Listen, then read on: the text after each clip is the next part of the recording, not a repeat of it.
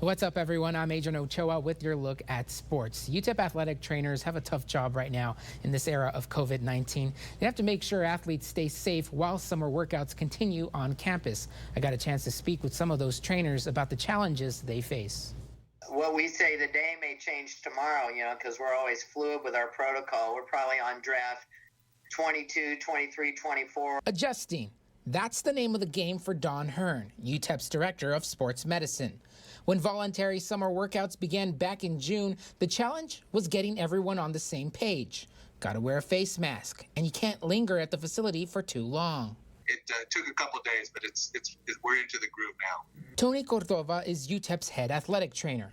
The biggest hurdle for me is just when the phone rings, I have to determine if this is something that could be COVID related, and if so, then we put our protocol into place.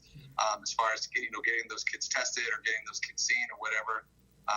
If it's something that I think is not COVID related, it could just be maybe allergies, or the kid just has something else going on, I have to make that determination. UTEP tells me that since testing began back on June 10th, 10 UTEP student athletes have tested positive for COVID-19. Most of them have been asymptomatic, so it's really hard for the athletes. When they're asymptomatic, they're like, I feel fine. It's like, we understand, but this is what you got to do. So we go through the quarantine procedure and tell them what they need to do. We always do a cardiac workup. And if everything's good with that and they're completely asymptomatic, they are allowed to return after 14 days of quarantine.